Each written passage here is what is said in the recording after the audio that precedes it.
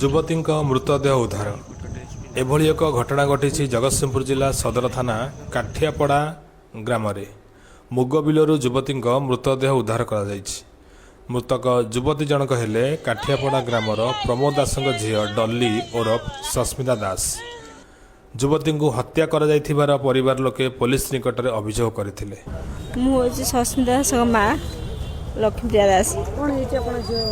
ଝିଅର ଶନିବାର ଦିନ ମାମୁଁ ଘରକୁ ଯାଇଥିଲା। ମାମୁଁ ଘର ତାର ନିର୍ବନ୍ଧ ହେଇଥିଲା ରବିବାର। ସୋମବାର ସକାଳୁ ଘରକୁ ଆସିଲା ପରେ ରାତି 8ଟାରେ ତା ମାଆକୁ କହିଲା ଖାଇବାକୁ କରିବା ପାଇଁ। ମୁଁ ଆସୁଛି ଦାଦା ଖାଇଛନ୍ତି ନାହିଁ ବୋଲି ଦାଦା ଘରୁ ବୁଝିକି ଆସୁଛି। ତାପରେ ଆଉ ଘରକୁ ଫେରି ନାହିଁ। କ'ଣ ହେଇଛି ବୋଲି ତ ମାରିକି ତ ତା ବେକ ଦେହରୁ ଘଣା ଦାଗ ଅଛି। କିଏ ମାରିକି ଫୋପାଡ଼ିଲେ ଆମେ ତ ଜାଣିନୁ, କାହାକୁ ଦେଖିନୁ ନା।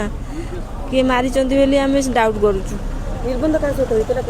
ନିର୍ବନ୍ଧ ବାଲେଶ୍ୱରର ପୁଅ ସାଙ୍ଗରେ, ଅକ୍ଷୟ ବେହେରା ସାଙ୍ଗରେ ହେଇଥିଲା। ତା ସହିତ ଆଗରୁ କ'ଣ ସମ୍ପର୍କ ଥିଲା ବୋଲି ଆପଣ ଖବର ପାଇଲେ? Love marriage. ଆଜ୍ଞା। ଝିଅ ଭଲ ପାଇକି ବାହା? ଆଜ୍ଞା। କିନ୍ତୁ ବର୍ତ୍ତମାନ ଏଇ ଯୋଉ ଦୁଃଖଦ ଘଟଣା ଘଟିଗଲା, ଆପଣ ଝିଅ ଡେଡ୍ ବଡି ମିଳିଛି। ଆଜ୍ଞା। କ'ଣ ଭାବୁଛନ୍ତି ତା ସହିତ କ'ଣ ଥିଲା ବୋଲି ଆପଣ ଭାବୁଛନ୍ତି? ଆମେ ଭାବୁଛୁ ଗାଁରେ ତ କିଛି ପାଟିମୁଣ୍ଡ ହେଇଥିଲା।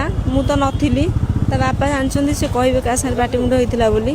ସେମାନେ ଆଙ୍କୁ ଗୋଟେ ଧମକେଇଥିଲେ ଯେ ତୁ ଯଦି ଏଫଆଇଆର ଦେବ ଆମେ ତୋ ଝିଅକୁ ମାରିଦେବୁ। ତାଙ୍କ କହିବା କଥା, ମୁଁ ଆଉ କିଛି ଜାଣିନି। ସେ କହିବେ, ସେ ଜାଣିଛନ୍ତି କହିବେ।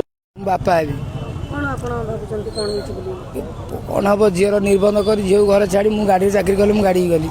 କାଲି ରାତିରେ ଝିଅ କହିଲା ବୋଉ ଭଜା ଭାଜେ ମୁଁ ଖାଇବି। ତା ମା ଭଜା ଭାଜିଲା।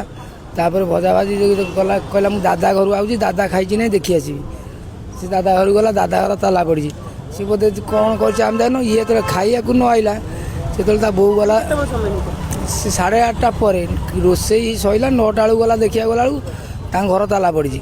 ସେ ଗୋଟେ ପଚରା ପଚରି କାହାକୁ ନ କରି ଖୋଜାଖୋଜି କରି ଆସିଲା। ମୋ କତିକି ଫୋନ୍ କଲା, କହିଲା ଡଲି ସୁଇଚ୍ ଅଫ୍, କୁଆଡ଼େ ଯାଇଛି ମୁଁ ପାଉନି। ମୋ ସ୍ତ୍ରୀ ହେଲା କି ଫୋନ୍। ମୁଁ କହିଲି ହଉ ତୁ ଦେଖେ ସେଇଠି ଥବ, ନହେଲେ ମୁଁ ସକାଳେ ଗଲେ ଯାହା ହବ ଆଉ। ସେଠୁ ମୁଁ ବି ଫୋନ୍ ଲଗେଇଲି। ଫୋନ୍ ଆଉ ଧଇଲାନି। ମୁଁ ଗୋଟେ ସକାଳୁ ଅସ୍ତରଙ୍ଗରୁ ପଳେଇ ଆଇଲି। ଆଜି 7ଟା ବେଳେ ଉଠି ପଚରା ପଚରି କଲି, ଦେଖିଲି ନାହିଁ। ମୋର ବୋଧେ ରାଗିକି ଟିକେ ରାଗଣିଆ ତା ଦୋଷ ଅଛି, କାଳେ ପଳେଇ ତ ବନ୍ଧୁବାନ୍ଧବର। ମୁଁ ସକାଳୁ ଉଠି ସବୁ ବନ୍ଧ ଖୋଜିଲି, କେଉଁଠି ନାହିଁ, ପାଇଲି ନାହିଁ। ଏଇଟା ଆଉ ଗୋଟେ ବନ୍ଧୁ ତା ମାଉସୀ ଘରକୁ ବାହାରିଥିଲି। ମୋ କତିକି ଫୋନ୍ ଆସିଲା। ମୋ ସାନ ଝିଅ ଫୋନ୍ କଲା, ଝିଆରୀ ଭାଇର ଝିଅ, କହିଲା ବାବା ଆଉ ଦିଦିକି ହାଣି ଦେଇଛି। ଏତିକି ତ କଥା। ଆଉ ଆମେ ଯାଇଥିଲୁ ସେଇଠି। କାହାକୁ ସନ୍ଦେହ କରୁଛନ୍ତି? ସନ୍ଦେହ ମୋର 1 ତାରିଖ ଦିନ ଗୋଟେ ଝାମେଲା ହେଇଥିଲା ଗାଁରେ। ମୋ ଝିଅ ସାଙ୍ଗରେ ହେଇଥିଲା।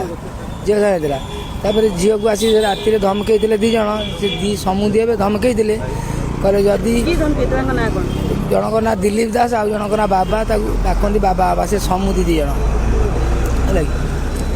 ସେ ଧମକେଇଥିଲେ ଯଦି ଥାନାରେ ଏଫଆଇଆର ଦେବୁ तो झील को मारिदेवा। आम तो जो इनफर्मेशन पाइलु आईसीकर मोर आ पुलिस टीम आम क्विकली से स्पॉट रे पहुंची स्पॉट को सिक्योर कलु। आ फॉरेंसिक एविडेंस भी मिली। फॉरेंसिक टीम जाइए डॉग स्क्वाड को भी डका। डॉग स्क्वाड भी आम किसी रास्ता आमको लीड भी करथिला। लोकल वेरिफिकेशन रु आम बहुत किसी क्लू पाइचु सस्पेक्ट उपरे तापर आम वर्कआउट करूँ। बहुत जल्दी जी कर हिनियस क्राइम कर मुद्रा गिरफ्त कर प्रथम होमिसाइडल एंगल आम इन्वेस्टिगेट करूँ। जमी आईएसी आ मु 2 जन देखिलु बेके बहुत गुड़े इनसाइज वुंड अच्छी हणाई। काली आम जो एफएमटी डॉक्टर की पोस्टमार्टम भी करूँ। आमको अपराधी विषय किसी क्लू मिली बहुत जल्दी गिरफ्त कर